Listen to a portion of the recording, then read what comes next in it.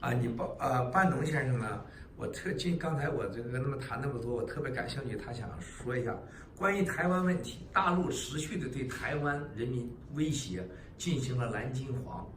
如果真的台湾遭受了更多共产党的威胁，美国会做什么？会不会保护台湾？他们会派兵，或者采取各种可能手段去支持和保护台湾人民吗？Mr. Bannon, we appreciate our discussion. I would like to ask you a question on Taiwan. As you know, the CCP has been doing a lot of threats to the Taiwanese people. And if there is a further threat to the Taiwanese people, do you think the U.S. will send armies to protect the Taiwanese? I think you're seeing, look, as a young man, I was in the Pacific Fleet as a naval officer. And I pulled into Taiwan many times, right? With my destroyer, with our carrier battle group, with all that. And back in those days, we had a very upfront military and strategic relationship with Taiwan. There's a deep love for the Taiwanese people by people in the United States that have always looked at it as, that's where many freedom-loving people in China left for, right, back in the 1940s and the 1950s. I think Taiwan has tremendous support among the American people.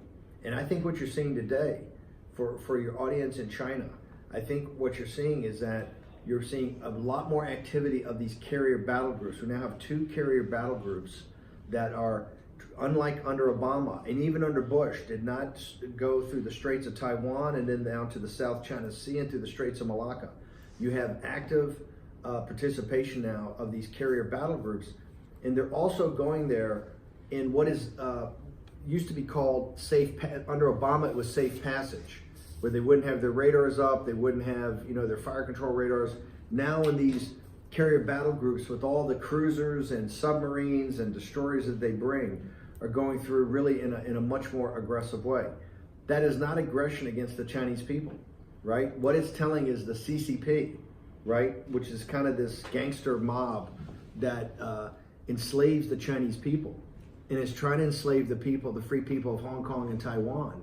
What it's saying is that freedom-loving people in the West, right, are your allies, that you have not been forgotten, and that those sailors on those ships basically are working-class people, just like the people in Hong Kong, mainland China, in Taiwan. So yeah, I think people should really pay attention as the economic situation gets worse, because the incompetence of CCP on the economy, they're going to start to try to have military stuff be more important. Right. And I think the Chinese people have to watch trying to be sold on a potential invasion of Taiwan, right? And I think that is going to be one of the big hot spots in the next 5 or 10 years.